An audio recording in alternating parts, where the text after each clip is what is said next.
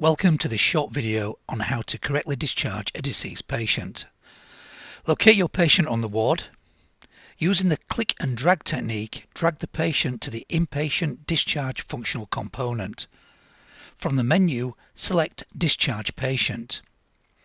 The Discharge Patient dialog box opens.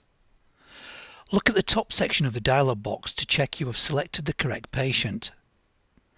The top section of the dialog box contains admission details that are pre-filled and greyed out. The discharge date and time fields need to be completed accurately. This is the date and time that the patient was certified as deceased and not the date and time you are discharging the patient from the PAS system. From the method menu, choose the patient died option 4 or 5 for stillbirth. The destination field automatically populates with 79 patient died stillbirth. Check that all information is correct. Date and time of discharge are certification date and time. Method and destination are codes 4 and 79. To proceed with discharging the deceased patient, click OK. The patient death dialog box opens. The date of death is brought forward to this screen. Once you have reached this stage, you cannot undo the discharge. The date of death must not be changed here. If it needs to be amended, contact the data quality team.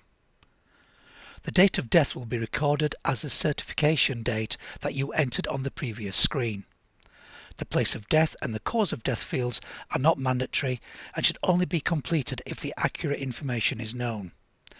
This dialog box also displays any planned contacts for the patient. By clicking OK to continue with the discharge, you are removing all referrals, future appointments, book transport and waiting list entries from the patient record. Please make sure that the person you are discharging is deceased before you continue. Once you are happy to confirm the discharge, click OK to proceed. The Can you confirm that the patient name will be in capitals with the date of birth and the unit number died on this date. Selecting No takes you back to the patient's death dialog box. This gives you the opportunity to review the patient death dialog box, again in case you had made a mistake. This will be discussed in the next video in this series, Discharging a Patient as Deceased by Mistake. Selecting Yes will continue with the discharge and the patient will be marked as deceased on our clinical systems, simultaneously removing all planned contacts. The dialog box closes.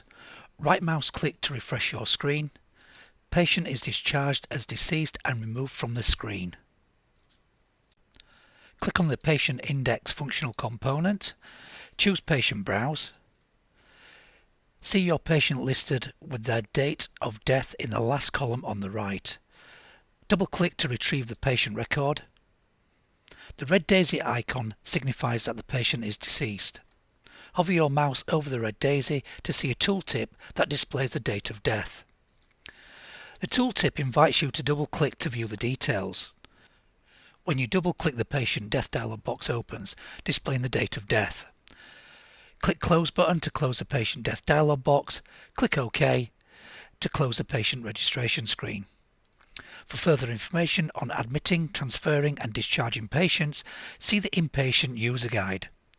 There are also other short videos available on the IT Training eCaMIS Inpatient intranet pages.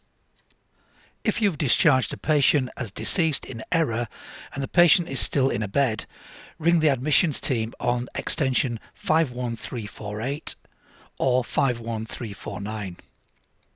If the patient has left the hospital, email the completed PAS ADT error form that can be found on the IT Training Inpatient intranet pages to the data quality team on adt.corrections@midyorks.nhs.uk to remove the discharge as deceased from the patient record.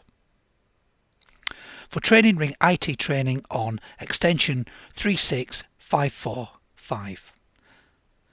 See our intranet pages for further details. Alternatively, email the IT course bookings at midyorks.nhs.uk